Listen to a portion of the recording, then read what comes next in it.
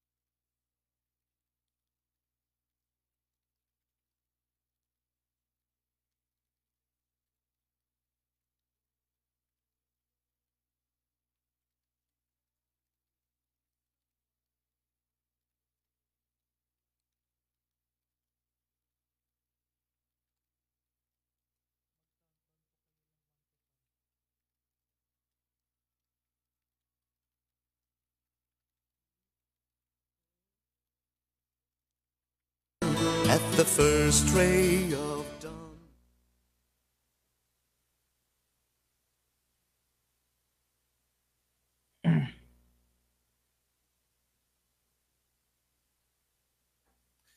Magandang araw po ulit sa ating lahat at malugod ko kayong tinatanggap sa ikalabing-dalawang edisyon ng Usapang K, kung saan ating pag-uusapan ang mga spiritual na pananaw at mga kwentong kapupulutan natin ng aral.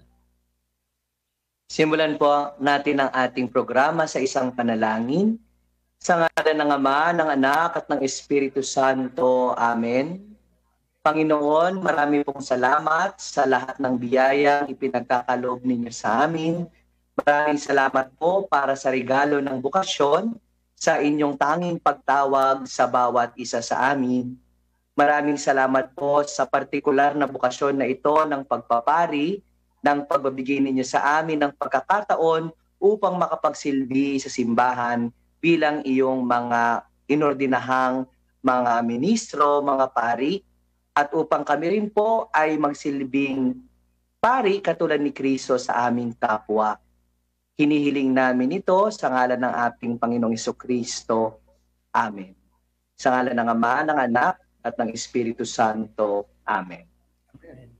Magandang gabi po ulit sa ating lahat. Father Paul, kumusta naman po? Saan po tayo ngayon? Yes, magandang gabi. Nandito ako ngayon sa Concepcion, Tarlac, dahil dinalaw ko yung aking tatay na may sakit.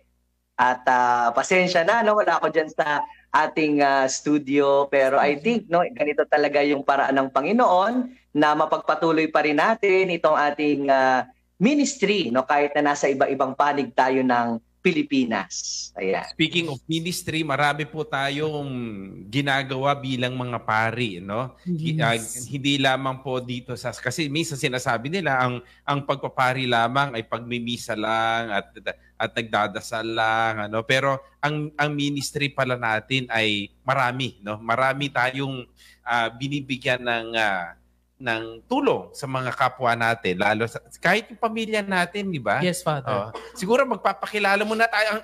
Ano bang ating topic ngayon, Father Paul?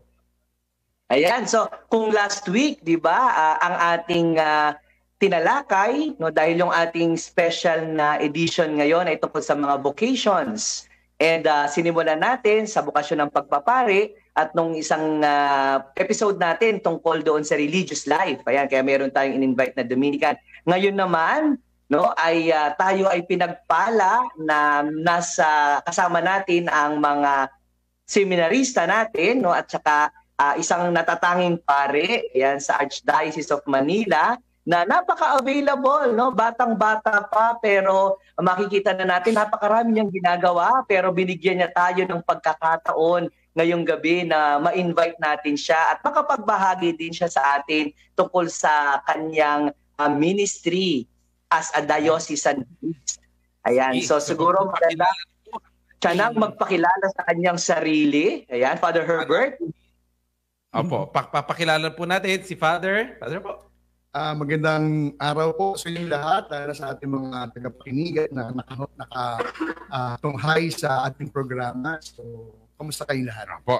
Si Father Herbert po ay rector at parish priest ng Archdiocesan Shrine of Our Lady of Peña, Francia. Tama pa. Yes. Bigyan niyo naman po kami ng background. Ano po pong ginagawa natin bilang isang rector at parish priest? Well, wala naman masyadong pinagkaiba, no, sa buhay parokya at yung buhay dambana shrine. Siguro ang relatively na pwede nating pagkakitaan ng pagkakaiba, kung sa parokya, no, maigting yung pagpaparanas ng spiritual life, no, sa pamamagitan ng pagdaraos ng iba't ibang mga sakramento. Whereas sa isang dambana sa shrine bilang isang pilgrimage parish, no? So dapat pantay, no, yung pagdadaos ng mga sakramento, at pangalawa, yung pagsasabuhay ng mga corporal works of mercy. Mm-hmm. Ito katatapos lamang po natin ng undas, no? Ano po bang ginawa po natin, Father, sa panahon ng undas? Well, una syempre, no, yung pagdiriwang ng mga sakramento. Ngayon talaga yung mga dating hindi nasimba. Pagpanahon talaga ng patay, no, nagsisimba yung mga yan. Pero kasabay ng pagdiriwang, nagdagdag kami ng oras sa misa sa parokya, at kasabay no, yung katekismo sa mga tao na tayo mga Katoliko kasi naniniwala tayong may buhay na walang hanggan. Kaya bahagi ng ating tungkulin bilang mga Katoliko na alalahanin, no, yung ating mga mahal sa buhay na pumanaw, hindi lamang sa pamamagitan ng pagdalaw sa sementeryo, which is very surprising, no? Dahil ang dating lugar ng mga patay sa panahong ito nagiging lugar ng mga buhay. Kaya magandang ituro, no, sa mga tao na ito hindi lamang simpleng pag-aalaala sa pamamagitan ng pagdalaw. More than anything else, no, yung bulaklak na lalanta, yung kandila na uupos, yung luha na tutyo, ang mas nananatili yung panalangin. And siguro i-share ko lang, no, nakakatawa, 2 araw akong tumambay sa aming parish office bilang November 1 and 2 holiday. So sabi ko sa aming staff, sige, you take this day as a day for your rest. So okay yung tumao sa parish office.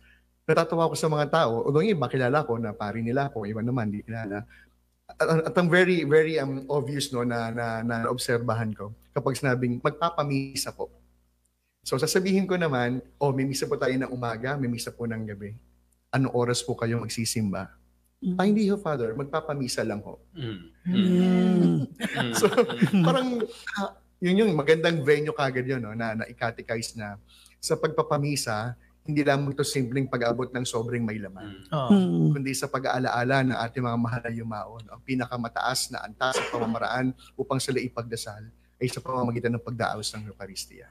Siguro nga yun ang nakikita ng mga tao na ang role ng pare ay magmisa para sa mga patay nila. Yes. Pero hindi nila nakikita yung kanilang role din, no? Yes. Role ng laiko na sila ay parte ng misa, na sila dapat ay, sabi nga, full participation ng mga laiko, na hindi lang, magpapamisa ako, magpapabinyag ako, kung gawin nyo na yan, may gagawin din ako na ibang.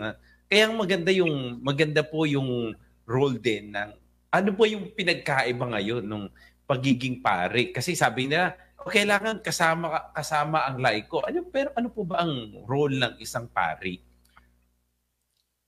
Well, actually, this is my first parish, no, as a parish priest. Although I've been a priest for 12 years already, At sa wari ko, yung sa tanong na yan, sa wari ko ngayon ang role, although pareho tayo nagdadasal, no, the priestly ministry of Jesus, no?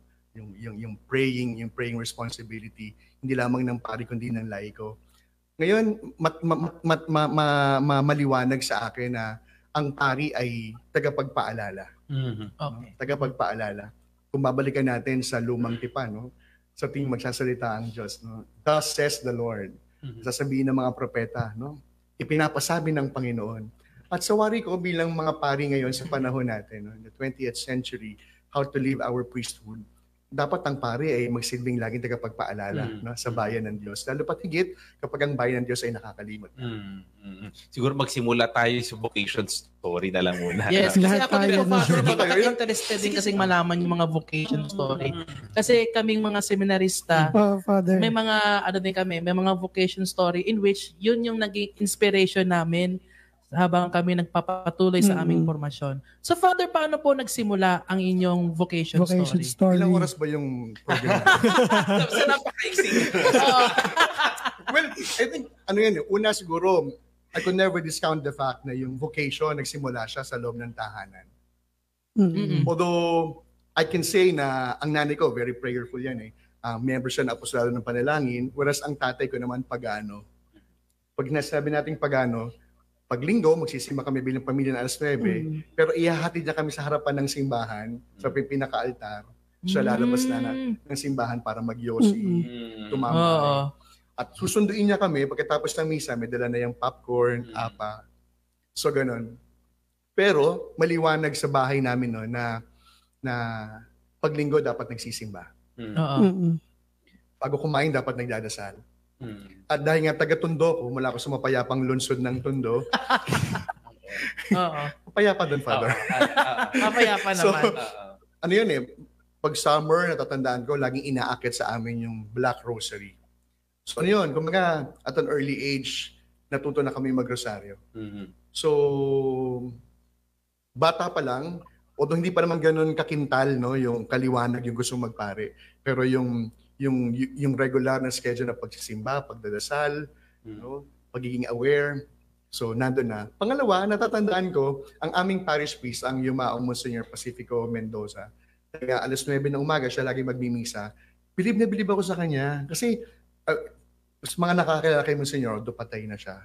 Lagi siya naka-long sleeves. Ang tayo niya ng tikas. Tapos, siyempre bilang bata, magbe-bless kami sa kanya. At, napaka sa memory ko, na kapag magbe-bless kami kay Monsignor, ang bango-bango ng kamay niya. Ang bango-bango. Parang isang point na sabi ko, parang gusto ko maging pare. Hindi dahil gusto mag-serve, no? Kasi parang ang sarap maging pare kasi yung kamay mabango.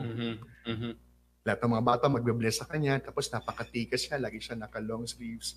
So, dun yung mga early thoughts ko about the priesthood. Yung pagsisimba, pagrosaryo, pagdadasal, at yung parish priest ko na napaka-dignified looking. No? So, parang gano'n. So, ano po yung saan po yung punto na sinabi nyo sa sarili ninyo, ay tinawag ako ng Panginoon, gusto ko magsilbi sa kanyang sambayanan. Meron bang punto na gano'n na ito na yung gusto ko? Nagsimula yan sa pagiging sakristan. And you'll be surprised, hindi ako naging sakristan. So shout out sa aming katikista dati, ako tinanggap. No, sa Santo Niño de Tondo, ang hindi ko maintindihan na bago ka maging sakristan, kailangan parehong active sa simbahan yung magulang. But unfortunately, like what I've said, yung nanay ko lang yung active eh. Tatay ko kasi pagano. So, hindi ako naging sakristan. At tanda ko to, isang hapon, sobrang sama ng loob ko. Sa sobrang sama ng loob ko, nagkumpisal ako. At ngayon, buhay pa yung paring pinagkumpisal ko, si Father Nick Blanquisco, pari ng Maynila. I really poured my heart out because I was really disappointed na parang kasalanan ko ba, hindi ako maging sakristan. And then, I remember what he told me. Sabi niya, hindi naman nagtatapos sa pagiging sakristan ng paglilingkod sa simbahan. I think I was grade 3, grade 4 then. So sabi niya, sabihin mo sa nanay mo, isali ka sa mga organization ng parokya natin. At magugulat kayo, isinali ako ng nanay ko, alam mo kung saan? Holy Name Society. Di ba sa mga Exactly. may edad May talaga? edad. So, you can just imagine, I was grade 3, grade 4 then, at ang mga kasama ko mga lolo, tito na. Oo. Yes, Doon po. nagsimula yung journey Journey. ng pagbibigay ng sarili kasi naglilingkod sa simbahan. Father, matanong lang ako. Kasi di ba sabi mo, gusto mong magsakristan. Ikaw ba yung nagdesisyon sa sarili mo na gusto mong pumasok bilang sakristan? O meron ka bang mga kaibigan na, tara, Nag-influence. pasok tayo sa simbahan, maging sakristan Well, tayo. actually, bilang taga mapayapang lungsod ako ng Tondo, wala naman kami kapitbahay ng sakristan. Mm-mm. So pag nagsisimba ko, isip ko parang walang sakristan sa lugar namin. Kasi usa sa Tondo yung merong area mass. Oo, yes, So pag yes. may area mass sa lugar namin, sabi ko, ay wala nagsakristan. So doon yung nagsimula na, sige, gusto ko magsakristan para pag may misa sa barangay namin, magsiserve ako. So but unfortunately nga, yung aming mga katekista, ano pinayagan. Pero ano yung punto na, Father, na, ito na yung gusto ko, na pumasok na kayo nagpaalam ba kayo sa magulang ninyo? It was a dramatic experience because I was set to take the exams sa Guadalupe Minor Seminary. Kasi nga sinabi ko na parang yung initial reaction na parang gusto ko pumasok ng initial desire na pumasok ng seminaryo. But on the day of the exams, syempre sabi ko sa nanay ko, ngayon yung exam, sabi ng nanay ko, o di ba gusto mo magpare? Hindi pumunta ka mag-isa. Short to say na she does Parang not hindi niya approve. gusto. Yes. Yes po. Okay. So, Kahit yung mother ninyo? yes. And then, so syempre, I had to obey. Nag-high school ako sa normal na high school, Torres High School, malapit lang sa amin yun. Syempre, when you are already in high school, you get to experience other boys used to experience. Yes. Oo. Nagko-commute na ako, malayo ng eskwela ako sa bahay. So, for a time, first year, second year, nawala yung desire. Nawala yung desire. Hanggang sa third year na ako, fourth year, ito yung panahon ng mga career orientation. May mga pupunta ng mga Sa high eskwelahan. school. Sa eskwelahan. Tandang-tanda ko, pag-graduate na kami, o papahiwalay na kami ng third year, pasok na ng fourth year, ewan ko kung naranasan mo yun, Father, kapag palapit na matapos ng klase, magpapaikot na ng mga slam book. Diba? Yung mga motto, gano'n. Yes. Tandang-tanda ko, hindi ko mailagay, diba? Ambition in life. Hindi ko malagay, mga klase ko, tinecheck ko, pilot, engineer, doktor, ako wala akong mailagay. Hindi dahil wala akong naisip maging. Hindi ko siya malagay kasi bakit? Alam kong lalo kayo naman mga klase ko pag nagay kong I want to become a priest. Kasi parang si Herbert, di man pari yan. Parang di sila maniniwala, Father, no? Exactly. Oo. So, Kasi siguro meron tayong idea na kapag sinabi mo pari, dapat siyang hindi maharot, hindi malikot. Oo, hindi ba? Still. Di ba? Maharot ang sinabi ko sa yung lagi yung tahimik, palalasan, yes. no, na hindi Hindi ako ganun. I was totally opposite of what they perceive to be as a priest. Kaya nung mga panahon na yun, parang nahihiya ako. Parang... Lalo maraming nakakakilala sa mga kaibigan nyo o natin kung sino tayo. Kasi alam nila kung ano yung kahinaan natin, nanunukso tayo, nanggugulo tayo, no? Kapag nakita nila na gusto mong yung ambisyon natin, yung maging successful na sa pagiging pari, ay siguro hindi nila lubos maisip. Hindi nila Pari ka, parang gano'n. Yes, may nakain question. mo, parang gano'n. Oo. So, fourth year na ako, mga kaklase ko, they're all preoccupied kung saan university mag-aaral for college. At I was really feeling sorry about myself kasi bakit parang hindi ako excited maghanap ng eskwelahan? Okay. Alam mo yun, yung parang nadyajahe ka sa sarili mo, nahihiya ka sa ibang tao, tapos sila may plano sa buhay, ikaw dahil alam mo hindi ka papayagan.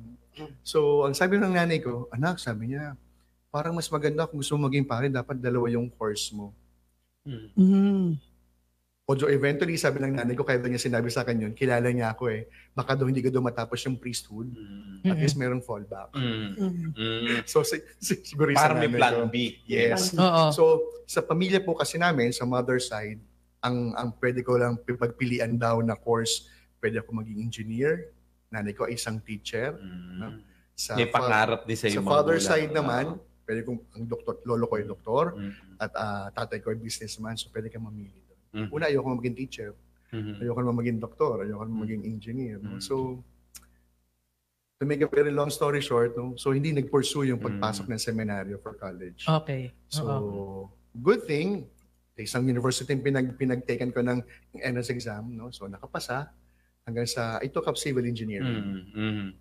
Pero tapos niyo yung Father? Alam niyo yun, Father, na parang you're feeling out of place. Nasa university ako taking up engineering, pero yung puso ko wala dun sa engineering. May I know, Father, kung saan university ito? Sa tabi-tabi lang. Tabi-tabi lang. Malapit Huwag lang. natin i-mention, makakaaway ng UST. Okay. So malapit. So malapit. Ayan, so, and then, so, first year, second year, third year. Okay. On my third year, nag-discern ako. Sabi ko, I'm not getting any younger. I had to decide. So, I didn't tell my parents na nag-search in ako sa San Carlos Seminary. So, 1 year yung preparations for entrance hanggang sa that was Easter Monday. Ang sabi ng seminaryo ng San Carlos, dapat ang ma-receive yung letter, makapal. Bakit makapal? Kasi nandun lahat yung mga requirements na dadalhin. At kapag manipis, sabi ko, pag manipis, hindi ka pasado. Oo. So, syempre, during the Holy Week, wala akong ma-receive na letter, obviously. Hanggang sa Easter Monday, hindi ko ito makakalimutan. Sabi ko talaga sa sarili ko, baka tama yung nanay ko. Hindi talaga ako para sa pagpapari. Okay, baka kailangan ko matapusin. So, ano yung ginawa ko? I spend the whole day sa Isitan Recto. Nag-arcade ako. You know, naglaro. Healing my bruised ego, you know. Pagdating ko ng bahay, that was dinner already. Sabi ng kasambahay namin, may letter ka. Sabi ko, kayo na galing? San Carlos Seminary. Ang una kong tanong, makapal? Sabi ng aming kasambahay, manipis. Ooh. So pagsak ako, di ba? So sabi ng nanay ko, ba't ka sinusatan ng seminaryo? Sabi ko, wala yan, Nay. Sabi ko, parang career orientation lang. Ang seminaryo nag-invite sa ano. Ang aming kasambahay, binuksan na niya.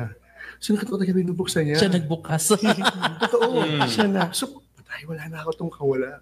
So, anong nakalagay? Congratulations.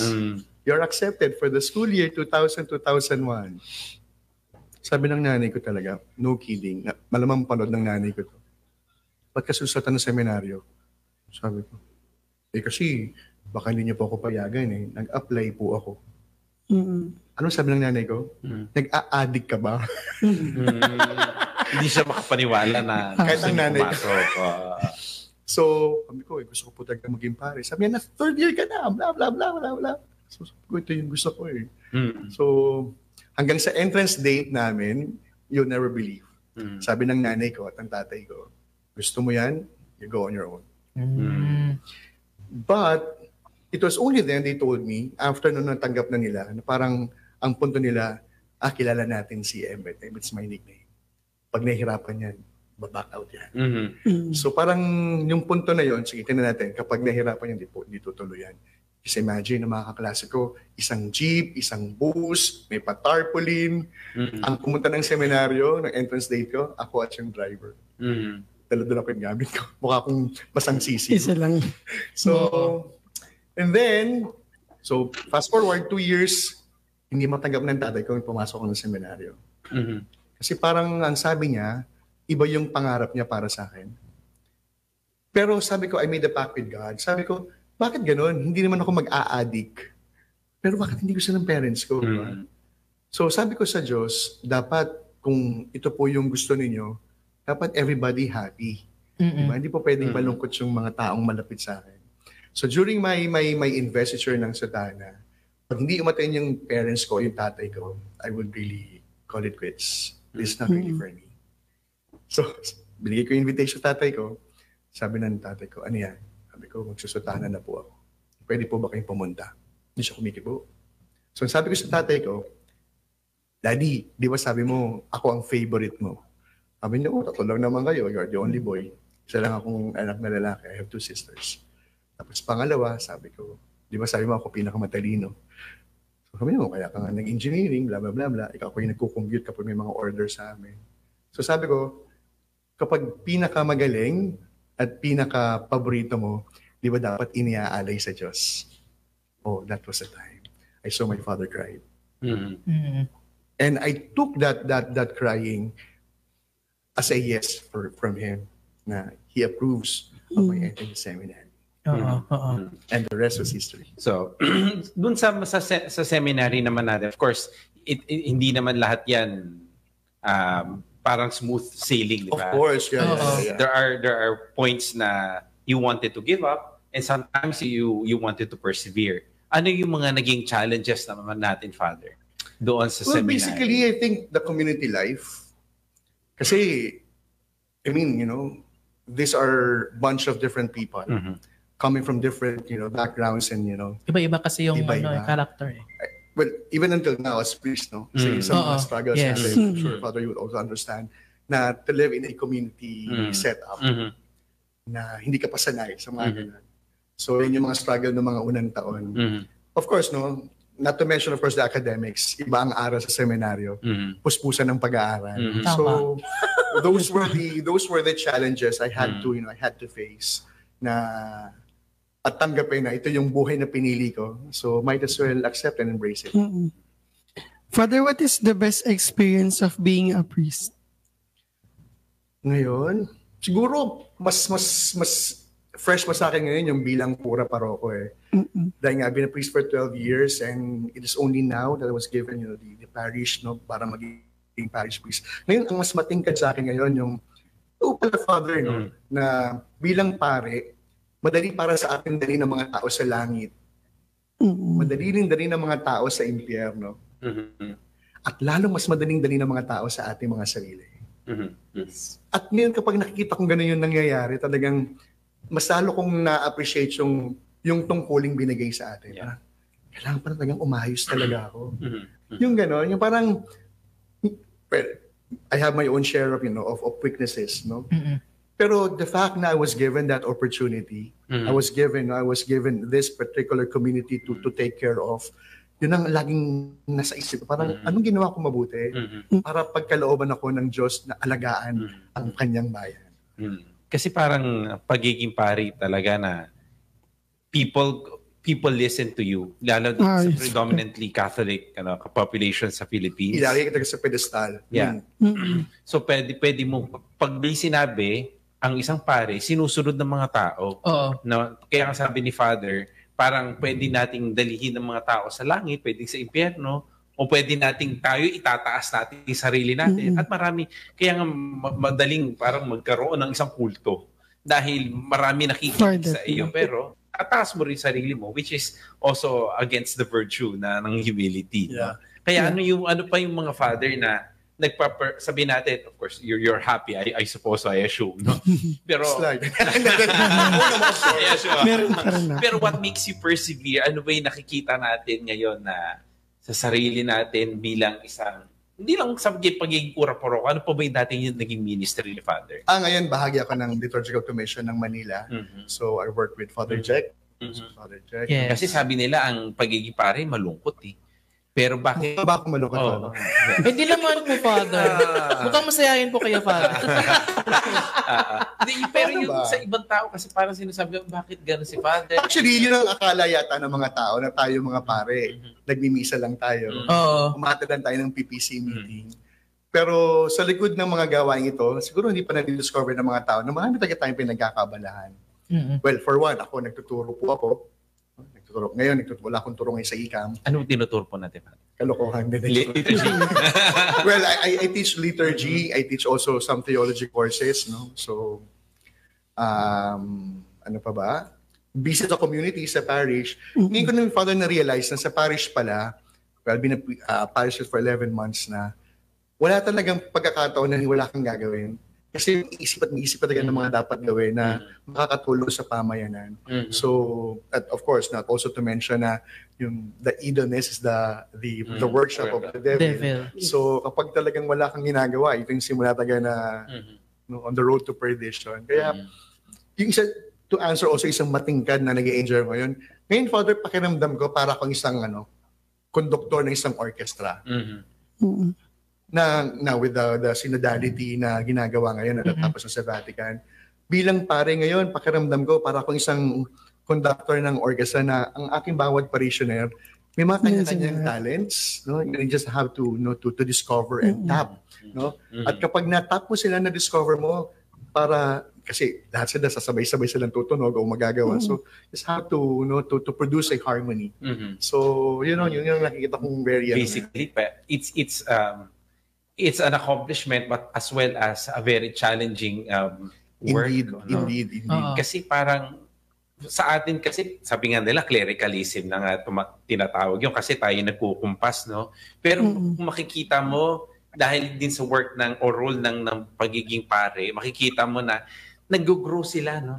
Yung mga maliliit na grupo natin. May mga nag-step up. Nag-step up, no? At saka nakikita mo yun, nadidiscover din nila sarili nila, kung ano yung mga talento nila, kung ano yung minsan kasi nahihiya sila, baka hindi sila tanggapin, or baka yung ibang pare kasi ganito yung ginawa sa kanila. Pero kung ikaw na ina-appreciate mo sila at tinataas mo yung dignidad nila, no? Na-appreciate mo sila, talagang mas gusto nilang mag-work sa lang talaga. Itatap mo lang. I-discover mo kasama nila na, meron pala akong gift na ganito.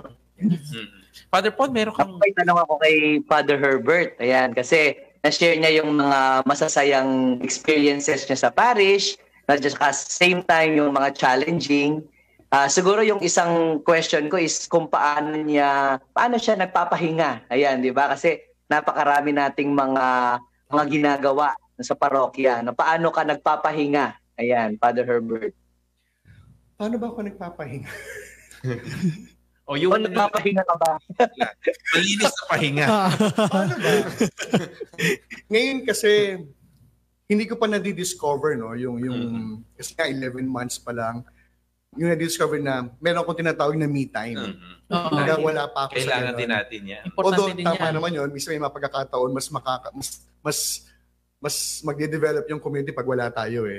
Pero ngayon, isa sa mga paraan ko para to relax, maswerte ako, meron akong kasamang pari sa parish. No? Si Father Knox, graduate din siya dito from Borongan. Okay. So, yun ang banding namin. No? So, lalabas kami, kakain kami, magkukwentuhan kami. Ang mga mga meal times namin lagi kami magkasama.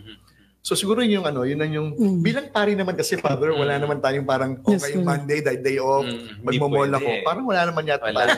Kung mayroong free time, no? Kung mayroong need na pumunta ng mall para bumili. Actually, kung minsan pati yung free time mo nagagamit mo na rin sa pagtatrabaho, di ba? Yung Monday. Ngayon umiidad na ako sa priesthood. Ngayon kung mas na-appreciate yung talagang yung mag-step back ka muna. Kasi kinakailangan mo talagang humugot ng lakas. No? Kinakailangan mo ring magpalakas para sa pagharap mo sa panibagong hamon ng buhay. Pero wala pa ako sa ganun. Kasi wala pa akong honeymoon period sa Peña. Pagdating ko, tagang sama kagad sa trabaho. Pero ngayon, isa sa mga natutunan ko, Father, nung sa seminar ako, yung Sabbath Day. Sa seminaryo, meron kaming Sabbath Day na kapag Sabbath Day, tagang we rest with God. We rest with God. So, ngayon, ang Sabbath Day ko usually Monday. Sinabay ko dahil walang office. So, yung Sabbath Day ko, very boring actually. Maglilinis ako ng kwarto, maglilinis ako ng computer, ng mga gamit. So, yun yung pinaka-rest ko. Boring, di ba? Pero marunong naman ako mag-enjoy, no? Kasama nga yung mga ibang parishioners, no? Kasi sa Manila, may mga group of friends din naman ako. Isa yung Father sa mga natutunan ko na hindi lang yung mga ka-bracket ko, yung mga tropa ko ay sinasamahan ko. I have friends from the senior clergy. I have also close friends from the younger ones. So, may mga pagkakataon na lumalabas, no? Nagsasama-sama. Yet kasi yung siguro yun yung parang misconception kung minsan, no, sa diocesan. Di ba parang pag diocesan, mag-isa lang, sa religious yung may community. Kasi nga yung topic natin yan about diocesan clergy. So, at least ngayon, at least sa mga batang pare, nakikita natin na nakikita rin nila yung importance ng may kasama. Di ba yung may ka-community ka, you share your joy, you share your sorrows with them. No? At the same time, yung ministry. No? Kasi kung minsan, parang meron tayong tendency na maging parang Superman, di ba? Parang gusto mong kunin lahat. No? Pero darating yung pagkakataon na makikita mo na you really have to delegate. At the same time, kapag ginawa mo yon, ini-empower mo din yung mga ibang pare o kaya naman yung mga ibang lay na hindi lang ikaw. Di ba? At talagang isang simbahan tayo.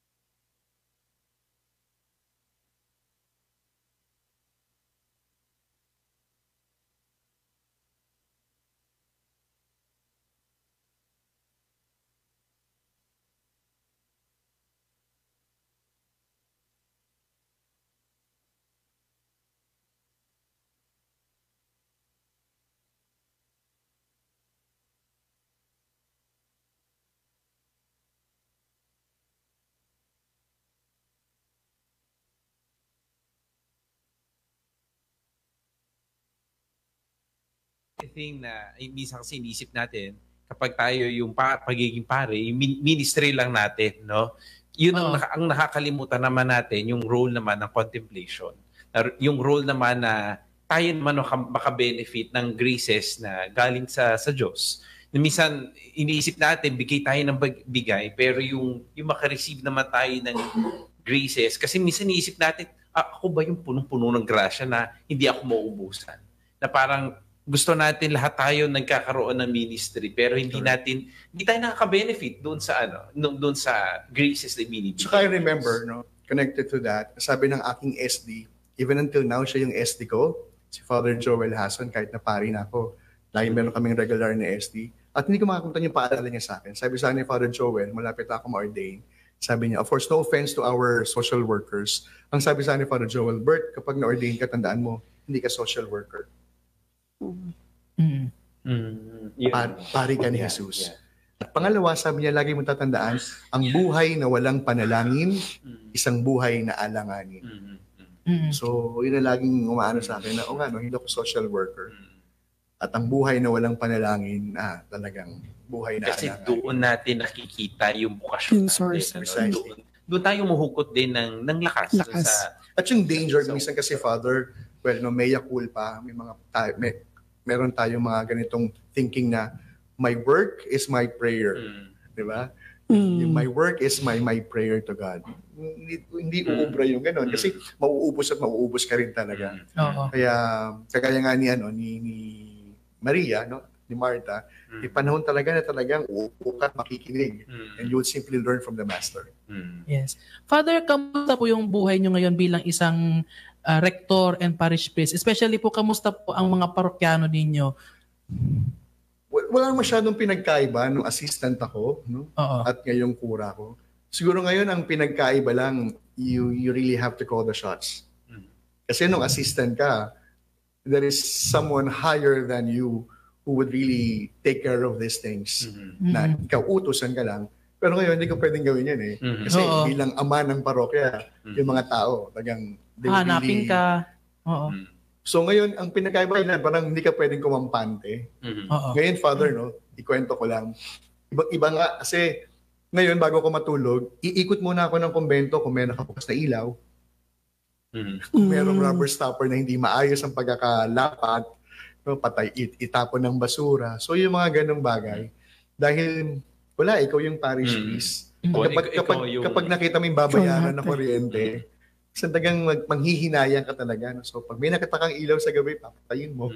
So, ikaw economo, kumbaga. Ikaw yung treasurer. Ikaw yung nakakaalam kung magkano yung pera mo. Hindi lang ng pasisadasal yan. Ano? Hindi natin nakukuha lang sa dasal. Pero kailangan natin makita yung kahalagahan ng...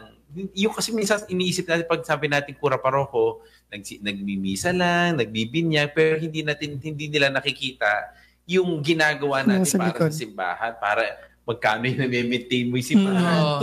Ilaw, parang... Ngayon, nagpapagawa kami.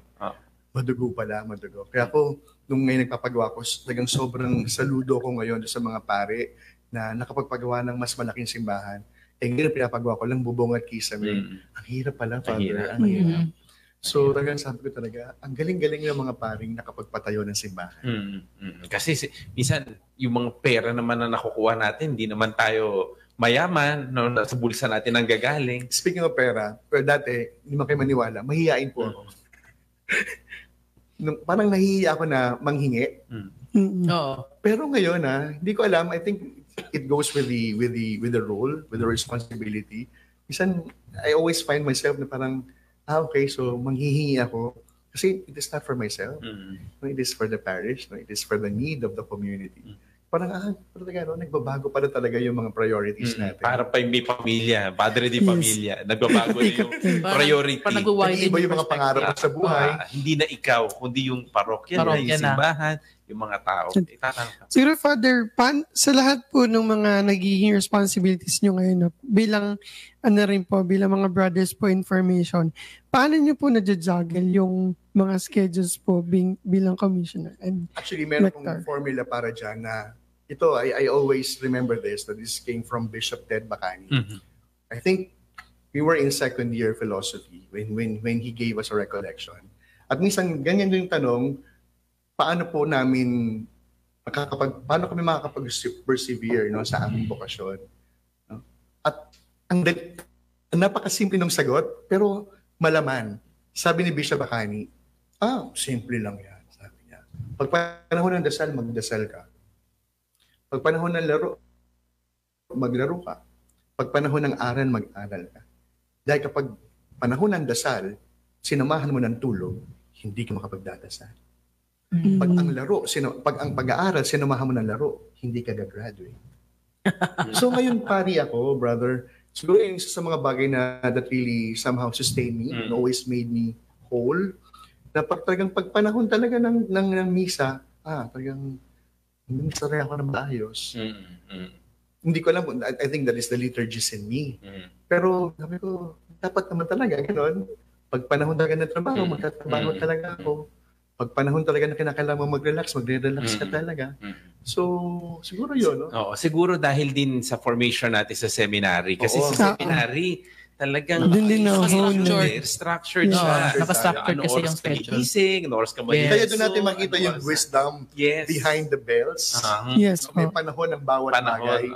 Sabi nga natin, nung bago tayo pumasok, parang wala eh. Parang kung ano yung gusto kong gawin, gagawin ko. Pero sa seminary, minsan iniisip mo, bakit kailangan naka-structured? Ito pala yun. No? Na ito na yung oras ng pahinga. Pag kailangan mong pahinga, hindi ka pwedeng oras ng pahinga, nasa labas ka pa, tatrabaho ka pa, talagang mapapagod ka. Kasi sa umaga naman, kailangan mong gumising dahil may gagawin ka pa. Kaya kailangan nga, structured din ng ang buhay. At basically, natin. brother, when you get ordained, hindi mo siya talaga magbabago yung buhay ninyo. Kung ano yung ma-mention ko lang 12 years na akong pare, wala akong TV sa kwarto.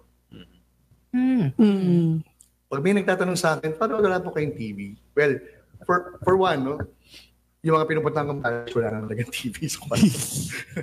Pero in fairness, no, kay Father Jack, iniwanan niya ako ng malaking TV sa kwarto niya. Pero kahit may TV na ako ngayon sa kwarto ko, hindi ako nanonood. Alam niyo kung bakit? Kasi kilala ko yung sarili ko.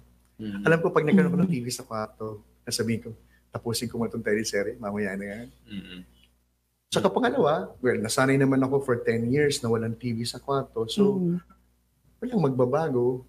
Even yung kama ko ngayon, yung kama pang seminarya pa din.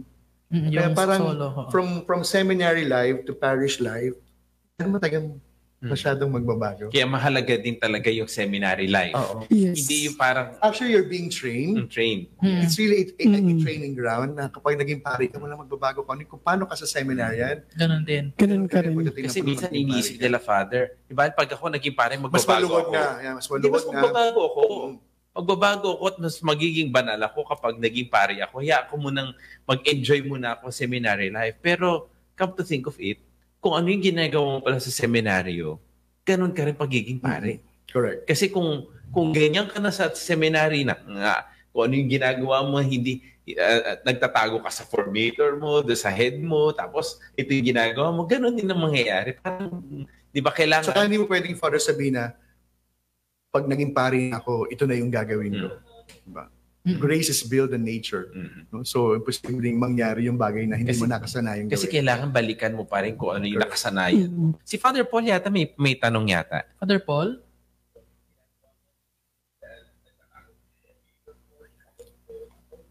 Father Paul, may tanong ka? Parang nawala ata si Father Paul. Kaya naman magtanong. Sige po, Father. Speaking po si Father Herbert po ay nakaranas din po ng seminary formation and then ngayon po ay 12 years ng pare. Kamusta naman po yung community life nyo? Especially po sa mga kapwa nyo pare. It's because, natanong ko po ito, Father, it's because importante din kasi sa buhay ng pare yung pagiging in communion with brother priest and also with the Archbishop. Importante din po yung pagkikisama. So, kamusta po yung relasyon niyo po sa alam mo, brother, tatawa ka. Isa sa mga pinangako ko sa sarili ko when I got ordained, I will never miss, as much as possible, I will never miss any of our clergy activities. Because I really owe it to myself. I hope, Father, when we were still in the seminary, kagad namin nadidiscern kung sino yung mga seminarya na lalabas at the end of the school year. Sila yung mga late nang nagigising. Sila yung mga lagi ng absent sa mga body meetings. Sila yung mga hindi na present sa mga community activities. So, minsan, ganun din, walang pinakaiba sa priesthood. Minsan, kung sino yung mga hindi umate ng meetings, minsan sila pala yung mga merong pinagdadaanan. At nga, mahalaga yung kapatiran sa ating mga pare. Kasi, maraming kang mga kaibigang mga laiko, hindi ko nila maintindihan sa pinagdadaanan natin. Only a brother priest can truly understand you. Kaya yun ang una, brother, no, mahalaga na bahagi ka pa rin ng malaking presbyterium. Na hindi ka apart, no, from the presbyterium. At pangalawa, yung support group ng mga pare. Maswerte po ako dahil hindi lang yung mga kabatch ko yung lagi kong kasama. May mga kaibigan ako sa senior clergy. Kasi I remember Father Carlo de Rosario, kaibigan ko yun. Pag meron kaming clergy gathering, kami pipiliin naming umupo kasama ng mga matatandang pare. Pipiliin naming sumama sa table ng mga mas matatanda sa amin. Kamusta po yung experience mo, Father, with the senior clergy? Hindi po ba mahirap? Kasi iba po yung experience nila, iba din po yung experience ninyo. Alam nyo, surprisingly, ang kagad nating, naku, baka hindi kami mag-meet kasi matatanda siya. Alam nyo, ngayon ko nakita na iba yung appreciation ng mga matatandang pare kapag sila yung naaalala ng mga batang pari. Iba yung kanilang sense of, parang, naalala nila ako. In-invite niya ako sa parokya niya para magmisa, magpakumpisal. So, masaya naman, masaya. I think, meron talagang matututunan mula sa mga kwento nila. Dagdag ko lang doon sa sinabi ni Father Herbert, no? Naririnig niyo na ba ako? Parang nasa backstage ako kanina. Ayan. So, dagdag ko lang doon sa sinabi ni Father Herbert, no? Yung pakikipag-usap natin doon sa mga senior natin, no? Kahit sa community. Kung minsan nakakagaan ng loob, no? Kasi yung experience natin na parang end of the world na, no? Na parang gusto mo nang lumabas sa pagkapare, no? Pagka narinig nila at tatawanan ka lang nila, no? Kasi para sasabihin nila, nako, been there, done that, at ako'y pabalik-balik na rin, no? No, parang, okay, normal pala yon na maramdaman namin, no, at this particular stage in our life. So parang it also serves as a consolation for us na mga batang pare, at ganun din para sa kanila na kahit paano pala relevant pa rin, no, yung mga kwento nila and kapupulutan talaga ng aral sa atin, no? Yung tanong ko kanina, kasi kanina lang, no, nandito ako sa bahay, tinanong ko ng ate ko, naalala lang niya yung gastos. No? Kasi syempre, we are talking about vocation. No? So baka mayroon tayong mga tagapakinig na nag-iisip na pumasok sa pagpapare, and then narinig nila, ay, baka mahal yung gastos, di ba? Lalo na kung sa diocesan clergy ka. No? Kasi parang may naririnig tayo na bukod dun sa babayaran, no, mayroon pang contribution ng bigas, no? May mga ganyan ako naririnig sa mga diocese. So, sa inyo ba, kay Father, at sa dalawang seminarista natin, ano yung mapapayo ninyo sa mga seminarista natin na nag-aalala tungkol sa ganong aspeto, no, yung sa pagpasok? Kasi practically, that is something that they really consider, no, yung financial. Sino gusto magsumagot? Well, actually, pakiramdam ka lang, Father, that should be the least of our concern when it comes to financial matters. Kasi, well, I'll be speaking from an experience. Sa amin sa seminaryo ng San Carlos, talagang meron talagang mga generous na mga tao na talagang magbibigay ka ng tulong para sa pagpapare. At parang, correct me if I'm wrong, Father, wala pa akong nabalitaan o nalaman na seminaryan na lumabas ng seminaryo kasi hindi na kayang pag-aralin ng sarili. Di ba? Parang ang bayan ng Diyos ay laging namang generous. No? Generous. Kasi lalo pa tayo mga Pilipino, na Katolikong Pilipino, na pagdating sa pagpapaaral ng isang pari, sapagkat naniniwala sila mapagpapatuloy yung pananampalataya para sa mga bagong pari ma-ordain na pinag-aaral. Mas willing yata yung mga donors, no, na magbigay dahil sila ang magpapare. Yes. Saka parang ano rin sa kanila, badge din sa kanila yan. May tagapagdasal sa pamilya. May tagapagdasal, kabila, naging kapamilya din nila, no, kasama nila sa lalo kapag naging pari, yung kanyang pinapaaral na pari, ano, dahil seminarista, dahil parang sila yung kabahagi na ng kanilang pamilya, sila yung magpapamisa, lalo kapag tumatanda tayo, no? Gusto natin na meron tayong napapag-aral, no? Kung may mga scholarship nga tayo na pinapag-aral, paano pa yung seminarista? Meron pa. Father, may tanong ka, Brian. Siguro, Father, no? Dumako tayo sa isang phone-in question. Wow! May pa-phone-in question po tayo ngayon. Ang question po niya is, marami na po kayong nakakasalumuhang tao sa araw-araw. So, Father, paano niyo daw po ina-handle yung mga taong mahirap pakisamahan? Lagi din yan eh. Well, I think kahit yata hindi pare, no? I think ganun yung, posibleng maging ganun yung karanasan, no? Na may mga sadyang tao talaga na susubok at talagang magtitest ng iyong pasensya. Pero ako, I'm always, paano ba? Going to the experience na this person is difficult maybe because the person is going through something. At syempre, bilang pare, hindi man ako pwedeng pumatol kagad doon, no? Kasi pare nga ako. No? Although, you'll be surprised, pag may mga ganyan, sa parokya father, may mga ganyan, talagang susukatin talaga yung pasensya mo. Ako, ang ginagawa ko pag ganyan, ito yung mga pagsuko na mas mainam. Yung talagang ikaw talaga yung ihindi, no? You just simply allow the person, you simply let the person, no? And then, kasi mahirap din eh. Yun ang problema eh. Kapag tayo mga pare, sumagot, pumatol, hindi naman malalaman na, uy, inaway ni ganyan si Father. Hindi, ang unang kwento, si Father nagalit. Yan, siyempre kasi ini-expect ng mga tao na kapag pari ka, lahat ng desisyon mo, lahat ng galaw mo, lahat ng sinabi mo, tama. So parang sa iba, hindi nila makikita kapag na ibabash ka na sa social media.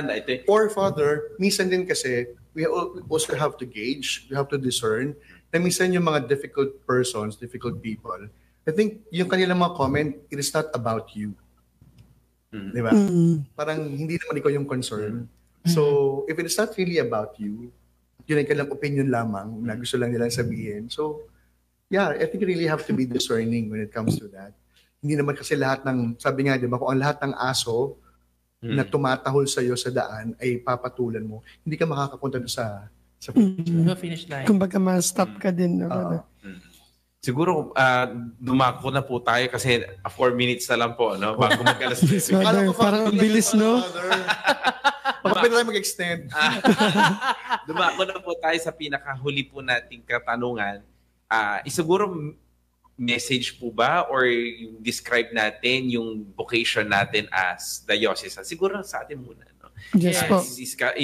Yung vocation ay yung one word. Ano yung pwede nating ma-describe ang ating vocation sa ngayon? For me, Father, for 8 years already sa seminaryo, no? Kasi pumasok po ako ng philosophy 2015 and up to this day, patuloy pa rin po ako sa aking vocation. One word na pwede kong ma-describe sa vocation ko as a diocesan seminarian is fulfilling. No? The word fulfilling. Well, may mga ups and downs. Katulad din kay Father Herbert, may mga karanasan din po kami. Kagaya ni Kuya Brian na may mga challenges, no? May mga achievements din na nare-receive. Sa kabila po nun, dahil na rin sa tulong ng mga brothers, sa tulong po ng mga kaparian, ng mga formators, and at the same time, dahil na rin sa grasya ng Diyos. So yung bokasyon po namin ay fulfilling talaga. At dahil na rin sa experience na yon, so nasi-share po namin yon sa mga tao through our pastoral exposures, through our apostolic. And really, we will use it po someday when we will be ordained as priests, because our experiences, even our trials, even our challenges are fulfilling because it honed us, it formed us to be better and good seminarians. At yun ang gusto mong gawin, emulate din. Ano? Yes, Father. Ryan. Ako siguro, Father, na bilang 13 years at hindi na rin po naiba sa akin ng San Carlos kasi doon ako nagsimula. Nakinto nga kay Father kanina for 13 years. So, siguro masasabi ko na yung 13 years ko sa loob ng seminary is life-changing.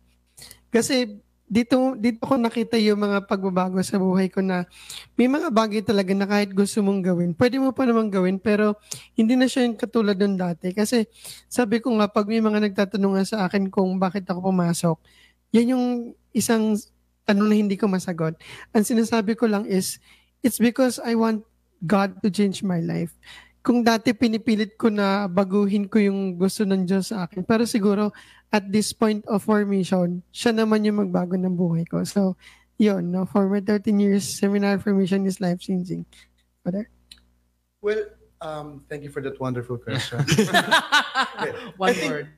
As a diocesan priest, sabi ng iba, kami daw mga diocesano, para kaming jack of all trades. Yes. Oo, tama. Master of nothing. But I wanted to believe na our lives sa diocesan is a life of invitation. Invitation kasi sa buhay namin, no, God is always inviting us. Pwedeng maging administrator, Yes. pwedeng maging pastor, pwedeng maging director, pwedeng maging teacher. No? So, sa ganung aspeto bilang diocesano, no, na nagiging co-worker kami, no? Nagiging kalakbay, no, kasama, Oo. katulad, kapatid. Kaya, yeah, very exciting. Of course, I'm sure mas exciting naman yung buhay ng mga religious and missionary priests. Pero we have also our own fair share of excitement. Kasi nga yung buhay namin, parang you are ready to go. Here and there. Oo. Father Paul. Yan. Sa akin siguro, no, yung one word ko is it's inspirational, di ba? Na sa pagkikwento natin ng buhay natin sa iba, no, sana ay meron din tayong mahikayat na sumunod. No, sabi nga natin, kailangan natin ngayon ng mga pare. No, lalo na ngayong we are entering into another stage, no, kakatapos lang nung Synod on Synodality. And I think napakaraming mga challenges na pinakita sa atin itong synod at yung tatahaki ng simbahan sa mga susunod na taon. So I hope yung ating episode ngayong gabi ay naging inspirational, no, lalo na sa mga nag-iisip. No, wag na kayong magdalawang isip. No, sabi nga kanina ni Father, no, yung mga challenges na yan, no, yung mga seemingly na mga balakid, makakahanap ng paraan ng Panginoon at ang simbahan upang suportahan tayo sa bukasyon ninyo ng pagpapare. Amen. Amen. Sa akin naman po, it's a life of blessing. Blessing na also a grace, no? Kasi yung vocation natin, it all depends on sa akin on God eh. The blessings that we give are all coming from God. It's not that our blessings we give blessings because we have our blessings themselves, no? Pero lahat pala ng blessings na ibibigay natin galing sa Diyos. Kaya mahalaga yung sinabi ni Father kanina na kailangan nating maramdaman muna yung blessing, yung prayer life bago natin sabihin sa iba na magdasal ng ibang tao. We should be a blessing to other people in as much as we need to be a blessing also from our blessing that is given also by God. So maraming salamat po sa Father, no? Father Herbert. Father Herbert, thank you very much. Kita tayong muli sa susunod na edisyon ng Usapang Yay! Thank you.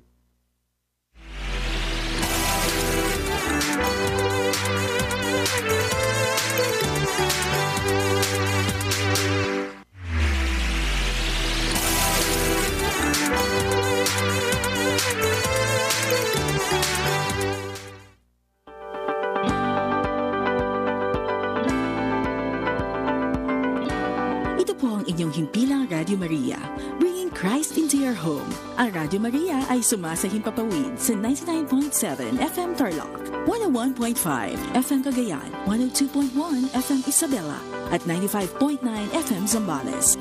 Ang Radio Maria ay kasapi ng World Family of Radio Maria, Catholic Media Network, at kapisanan ng mga broadcasters sa Pilipinas. Welcome to the Radio Maria family.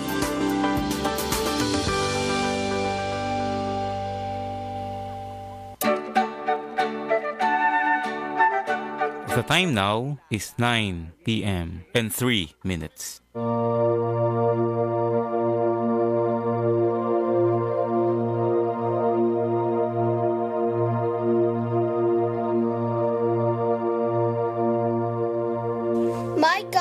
my rock. I can run to him for safety. The Lord saves me from those who want to harm me. From the second book of Samuel. Sometimes we feel like we are in the middle of a battle. Just as we find shelter from the arrows, spears that start to fly at us. When the Old Testament was written, these battles were real wars. The arrows and spears were real. Today, the arrows might be more like bullies, hard homework, or fighting parents. But your hiding spot should always be the same. God is your safe place. Whenever you run to him, he is ready to protect you. You are my protector. Thank you for your promise to rescue me. I can find peace in your love. Amen.